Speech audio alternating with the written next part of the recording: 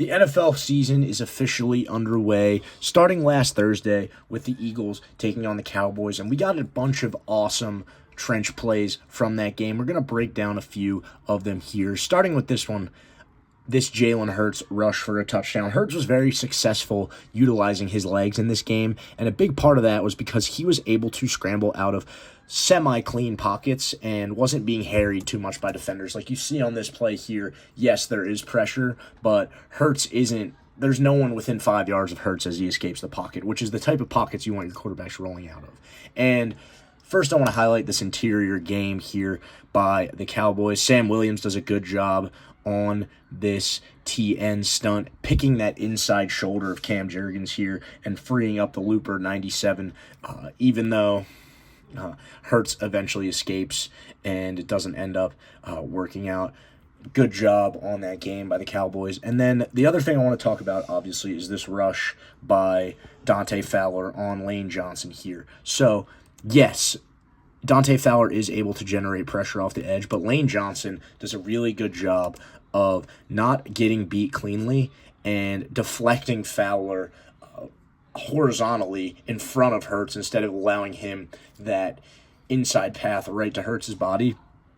I think when you give your DNs a two-way go on a mobile quarterback like Hurts, you're kind of playing a dangerous game here, especially with the tackle, with the skill level of Lane Johnson, who typically, even if he does get beat inside, like he kind of does here, it's not going to be clean, and Johnson's going to be able to deflect and drive that pass rusher horizontally. He never really ever gets beat clean, and that's going to allow Hurts to have that huge area for him to scramble out of and continue to make a play. So, yes, Hurts is hurried here, but it's not really the end of the world that he has to roll out to his right with how well Lane Johnson is able to recover against the inside move by Dante Fowler as he plays into his chest and then takes that two-way go inside. So you're playing a dangerous game when you're rushing with a two-way go, putting an end on an island with a guy the quality of Lane Johnson, and it kind of bites the Cowboys here, and this isn't the first time.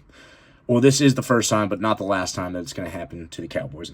This is another play here where Hurts is going to end up escaping the pocket again. But I think, once again, this is pretty good protection by the Eagles despite some pressure in Hurts' face.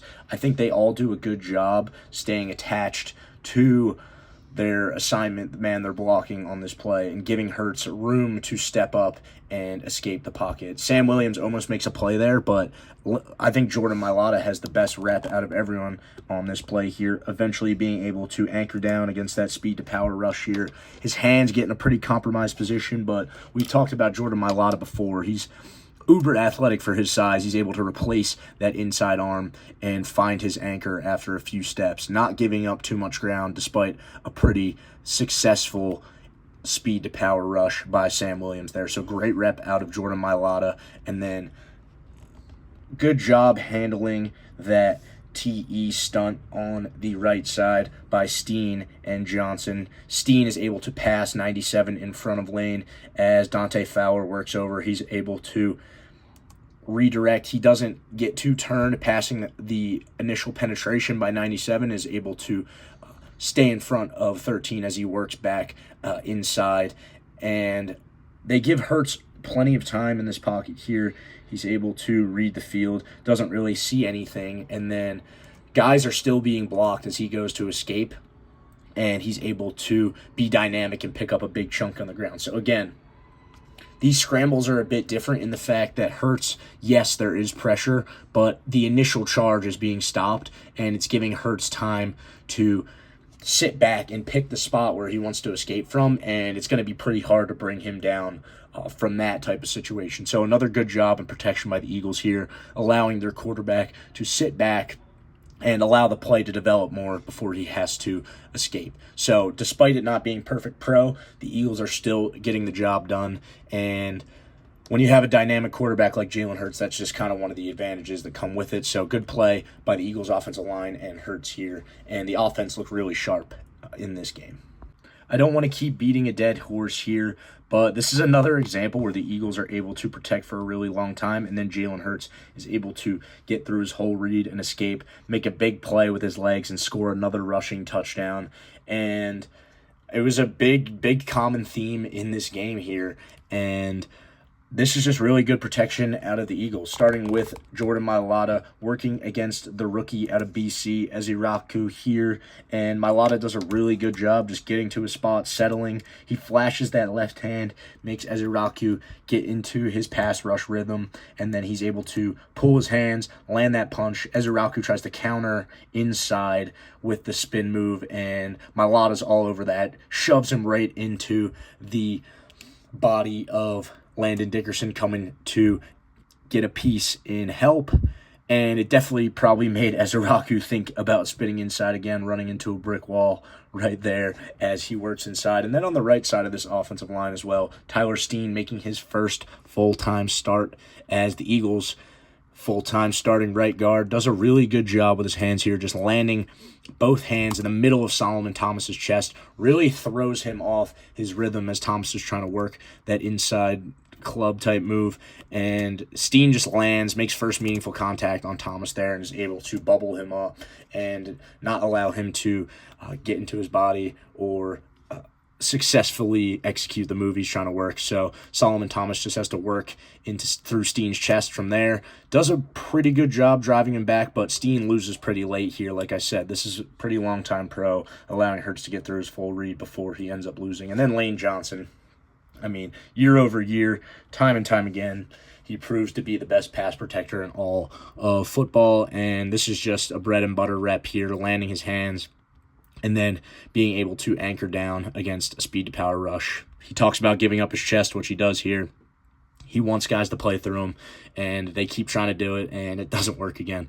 So great rep out of Lane Johnson. He's the most consistent tackle in football, the best pass protector. He's been the best for a while, and it's kind of exemplified in reps like that, giving their quarterback a lot of time, and he's able to escape a pretty clean pocket for the most part and pick up another big gain, more points with his legs there, which was really cool to see out of Hurts last Thursday night.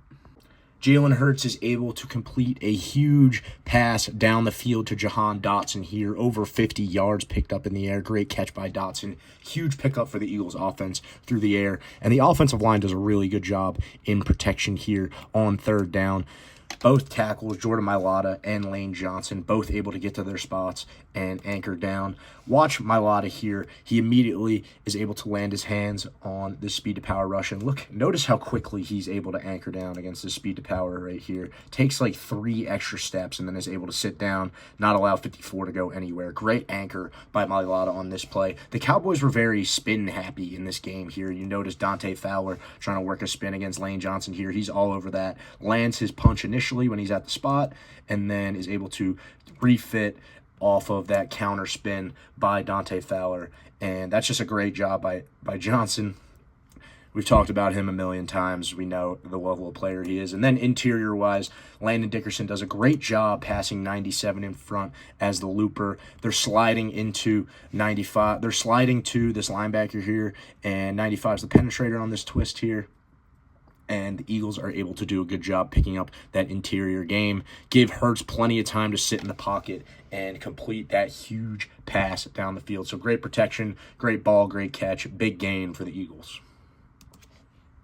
The Eagles do a really good job executing on this tight zone play here in the red zone, and Saquon Barkley is able to get into the end zone for a touchdown here. Great execution inside. I want you to watch these interior combos here, starting with this backside B block up to number 59 by Landon Dickerson and Jordan Mailata. Over probably 700 pounds of just guys of just force into 90 here. Dickerson does a really good job with this back leg, bipping through 90, and Mailata does a good job here getting that outside hand on the hip of 90 here. That's where you're going to create the most movement. It's through that high leg bip from Dickerson and then that left hand on the hip of 90 here, and they're able to just roll 90 off the ball, block the first level into the second level, makes the combo block really easy when you get that much movement off the line of scrimmage here, and that opens up a chasm for Saquon Barkley to run through. Dallas Goedert doesn't recognize this pressure coming from DaRon Bland here, and it actually allows a run through for the Cowboys, but Saquon Barkley's usually good for making one miss. At least he does a good job there. And then on this right side, the play side here, a little single block up to 18. Steen does a good job too, getting that inside leg through the midline of 93, and it's a good double team here. Jurgens is able to seal 93 off in that play side A gap, and Saquon runs through the backside A. A huge hole here for a touchdown. Steen does a good job coming off for number 18, and it's just a really well-executed tight zone play. This is the Eagles' bread and butter here, and they do a really good job executing on the backside and the play side combo as well, and they pick up a big chunk on the ground and a touchdown with Saquon Barkley.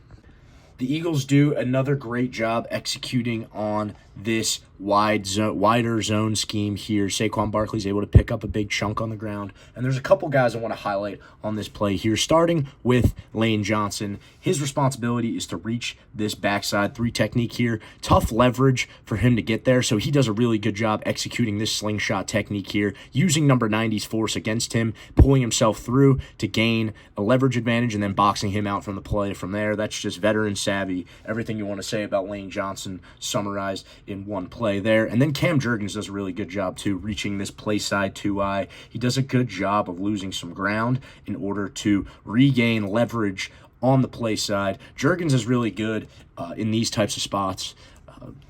When he's out leveraged, kind of just finding a way to gain that leverage, and Saquon's able to run around that through that play side A-gap.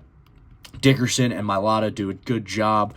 These linebackers are flowing pretty fast, so Dickerson does a good job just kicking out number 57, keeping them sealed off from working back to Saquon, and then Mailata does a good job too on this end, just getting this thing stretched out, giving Saquon some time to read and run through a pretty big hole. And then Tyler Steen does a good job getting up to that backside linebacker as well, just driving him past the play. So awesome execution by every member of the Eagles offensive line on this play here. They're able to pick up a big chunk on the ground, and overall, pretty good night for the Eagles offense.